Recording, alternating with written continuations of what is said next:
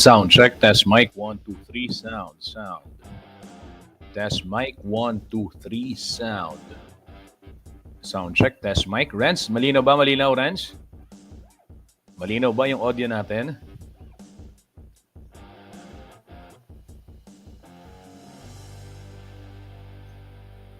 Okay, isang magandang umaga ho mga kabalen. Welcome ho sa CLTV 36 Newstream. Ako po ang inyong lingkod, Justin Dizon. At kayo po'y nakatutok ngayong araw ho ng Lunes. Happy Monday ho mga kabalen. Kumusta ho kayo? Welcome dito sa ating programa. Kung hindi ka pa naka-follow sa ating mga hashtags, follow mo na yan kabalen to keep yourselves updated ho dito sa mga latest happenings and relevant news and information. Ito hong balitang makatotohanan, balitang may paggagamitan, at balitang mapagkakatiwalaan. Ito ho yung pangako sa inyo ng CLTV 36. Sa loob ho ng halos 2 dekada na niyan ay patuloy hong naghahatid ng maasahang impormasyon sa mga mamamayan ng Central Luzon. Kaya naman, kabalen, engage na rin ho kayo dito sa ating comment section. Let's discuss your thoughts about certain issues and kung ano pa, Pwedeng magpa-shoutout, pwedeng magpabate, pwedeng may pa-announce kung meron ho kayong event sa inyong lugar. Pangyayari lamang, opo, tinayo ho itong CLTV 36, para ho sa mabilis na information dissemination dito ho sa ating rehiyon, gitnang Luzon. Kaya naman, kabalen, samantalahin nyo itong pagkakataon, na tayo ho ay nag-Newstream. Dahil ito po ay napapanood hindi lamang sa ating Facebook page at CLTV 36 Official and at CLTV 36 News. Kung hindi, kabalen, napapanood din ho ito sa ating mga social media channels, maging sa platform, maging sa YouTube. Aside from these Facebook channels, we are also live on YouTube, CLTV 36 Official, and of course on our website, CLTV36.tv. Nationwide, worldwide yan, kabalen, dahil syempre, accessible yan kahit saan, basta may internet. At kung gusto nyo naman ng mas malinaw na panonood sa inyong mga telebisyon, mga kabalen, we're also live nationwide via Signal Channel 115. Opo, nationwide yan, Luzon, Visayas, Mindanao. Pwede hong manood ng CLTV 36. Kaya sabi ko na sa inyo, samantalahin nyo yung pagkakataon kung meron kayong gustong ipabati mga kaibigan nyo sa Davao City o di kaya naman dyan sa Cotabato. O shout out sa aking mga kamag-anak dyan sa Tupi, South Cotabato, yung mga pingol. Kumusta ho kayo dyan? At syempre yung aking mga kaibigan sa General Santos City. Napapanood talaga tayo dyan. Maniwala kayo sa hindi. Batanes nga, sabi ko sa inyo. Nung nandyan ako sa may Sabtang Island sa Batanes, pagbukas ko ng telebisyon, natapat sa Channel 115 Signal, of course, napanood ko si Jericho Arceo. Jericho. Oo.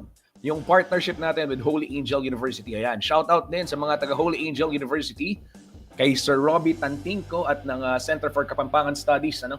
Kabalen, abangan ho ninyo yung handog ng HAU. Para ho sa inyo. Mapapanood diyan sa CLTV 36. Abangan nyo. May sorpresa kami. May bagong mga palabas. Of course, yung partnership natin with Holy Angel University para ho sa pagsusulong din ng preserbasyon ng ating kultura. Syempre, tuloy-tuloy ho yan, mga kabalen. Kaya naman, kung hindi ka pa nagsascan at hindi mo pa napapanood sa telebisyon yung CLTV 36, mangyayari lamang kunin ang iyong remote control and then you check yung scan button. You press that scan button and then after a while, lalabas ho yung auto scan o auto search and manual. You select auto search kasi mas mabilis, of course, yeah. You select auto search and then after that, magiging lalabas ho yan isa-isa. You just have to make sure that your antennas are placed properly. Ibig sabihin na sa may tabi ho ng bintana, sa mas mataas na lugar, pwedeng sa bubong. Ika nga, sa akin, naka-magnet ho sa kisame. Yan, malinaw na malinaw. Tuloy-tuloy ho tayo at simulan na natin ang paghahatid ng impormasyon ngayong araw ng Lunes, February 24, isang araw bago po ang paggunita natin ng EDSA, People Power Revolution. Ito ho mga kabalen, silipin muna natin yung sitwasyon ng trapiko dito ho sa may North Luzon Expressway. Ngayong araw ng Lunes, maraming bumabiyahe pero mas marami kagabi. Oo. Galing ho ang inyong lingkod dyan sa Makati. Oo, napasyal sa art fair pero hindi ako pumasok, eh. Do'n lang ako sa labas at saka sa may Ayala Museum ano. Oo, nakita ko yung, nung pauwi, grabe yung traffic ano. For those who are, heading to, Metro Manila last night, kumusta ho kayo? Oh, yung mga nagpunta diyan o yung, those who headed to Metro Manila last night 'no, kumusta ho yung, naging sitwasyon? Kasi we were, northbound pauwi ng Pampanga, eh, pagkahaba-haba po ng traffic ano, nung mga paluwas ng Metro Manila. Silipin ho natin ngayon ang kondisyon sa ilang bahagi po ng North Luzon Expressway. Narito ho ang monitoring mula sa NLEX Corporation, real-time mga kabalen. Dito muna tayo sa pinakataas na box. Leftmost, northbound lane ng Balintawak Toll Plaza. As we speak right now, wala naman hong masyadong pila maliban na lamang dun sa mga bandang dulo. Ano? Yan, update lang, ano, pinasuspindi ho ng bagong talaga DOTR chief, ano? Vince Dizon, ito nga cashless ano sa mga toll ways, mga cashless payment ano. So kailangan pa daw pag-aralan at ayon ho kay Sec Vince na ngayon lamang naupo na sa pwesto formally dahil na-turn over na po kaninang umaga lang ni dating Secretary Jaime Bautista. Ito pong pamunuan ng Department of Transportation sa atin hong kabalen na si Secretary Vince Dizon.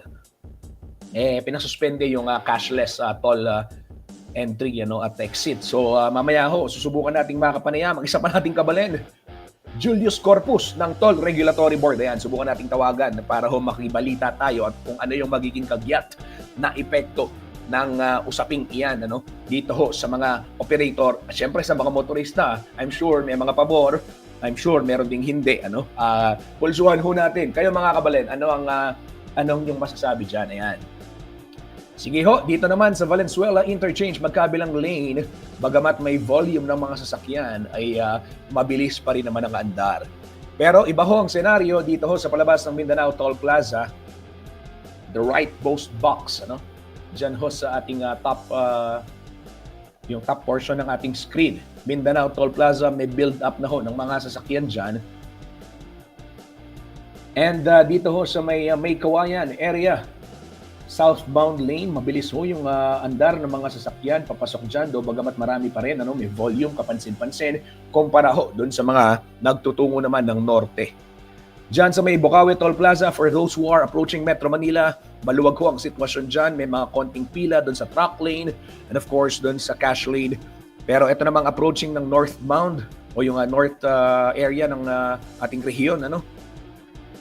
Yung mga nasa northbound lane, napakaluwang ho ng sitwasyon sa mga oras na ito, same as with the area in the city of San Fernando, Pampanga. Ay sorry, hindi ko tinanggal yung banner sa baba. Ayan, I'll show you. Ito po mga kabalen, as you can see, as I was mentioning a while ago, traffic situation sa area ho ng San Fernando, Pampanga.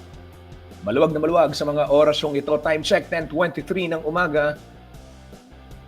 Yan ho'y real-time traffic monitoring hatid po sa atin, kabalen, ng NLEX Corporation.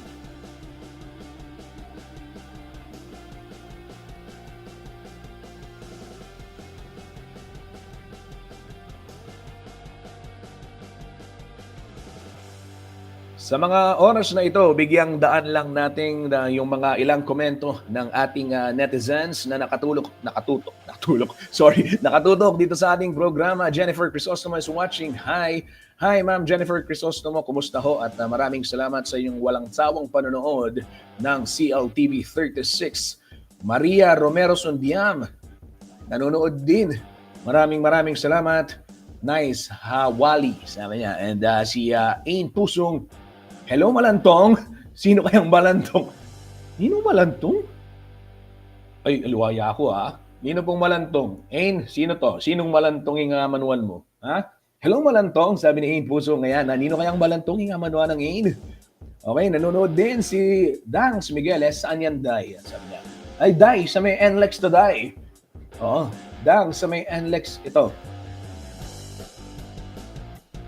Sa may NLEX ito. Yan mga kabalen, o di ba? At si Jong Maya Prabak, kumusta ka Jong?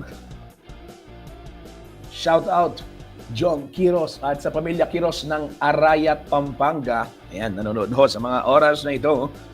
Si Lord David Dakpil ay nakatutok din sa ating programa. Eto ho mga kabalen, kayo ho ba ay of course after weekend for sure marami hong naglaba. Baka nga may iba nakasampay pa. Alamin natin, ano ba, magiging maaraw ba ang buong linggo natin o ano ang sitwasyon ng panahon ngayong araw na ito? Narito po itong weather forecast ng Pag-asa. Ito po kabalen, ngayong araw, Feb 24, but this one aired a while ago, 5 a.m., yung first newscast nitong Pag-asa, no? Projection po ng magiging panahon. Alamin natin mula mismo sa Weather Bureau. Narito po mga kabalen.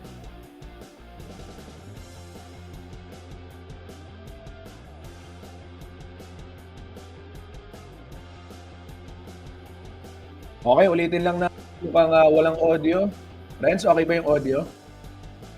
Check ko lang ha. VTR, okay ba?